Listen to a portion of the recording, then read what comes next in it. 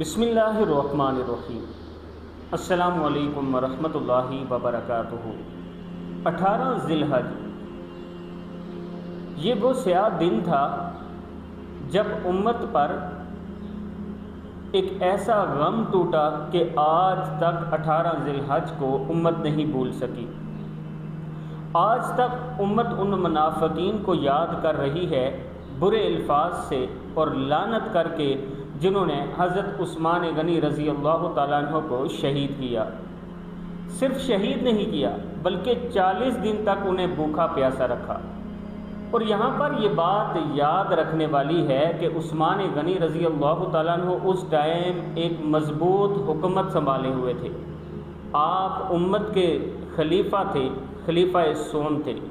आपके पास एक ताकतवर फ़ौज भी थी, आपके पास वफ़ादार सहाबा कराम भी थे। जब आपसे सहाबा कराम ने इजाज़त मांगी तो आपने इनकार कर दिया। आपके अल्फाज ये थे कि उस्मान नहीं चाहता कि मदीना की गलियों में खून बहे। वो जो मुनाफ़िकीन थे 3 मुख्तलिफ़ इलाक़ों से आए थे अपने साथ हज़ारों की तादाद में बंदे लेकर कि हम उस्मान गनी की हुकूमत गिराएंगे। उन्होंने आकर एक मुतालबा किया कि आप हुकूमत से दस्तबरदार हो जाएं। हज़रत उस्मान गनी रज़ी अल्लाह ताला अन्हु ने इनकार कर दिया। उन्हें हुकूमत का शौक़ नहीं था, लेकिन उनके जहन में रसूल अकरम सल्लल्लाहु अलैहि वसल्लम का वो फरमान मौजूद था जिसमें आप सल्लल्लाहु अलैहि वसल्लम ने फरमाया था कि उस्मान आपको एक कुर्ता पहनाया जाएगा, लोग उसे उतारने की कोशिश करेंगे लेकिन आपने वो नहीं उतारना। वो कुर्ता खिलाफत का ही था। यहाँ पर यह भी मैं आपको बताता चलूँ कि हज़रत अली रज़ी अल्लाह ताला अन्हु ने अपने दोनों साहबजादे हज़रत हसन और हुसैन को आप रज़ी अल्लाह ताला अन्हु के गार्ड के तौर पर मुकर्रर किया।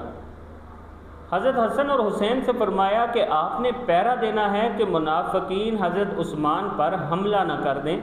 लेकिन मुनाफ़िकीन दूसरे दरवाज़े से आए और हज़रत उस्मान पर हमला कर दिया। ये तारीख़ का वो स्याह बाब है कि जब भी उम्मत इसे याद करती है तो खून के आंसू रोती है।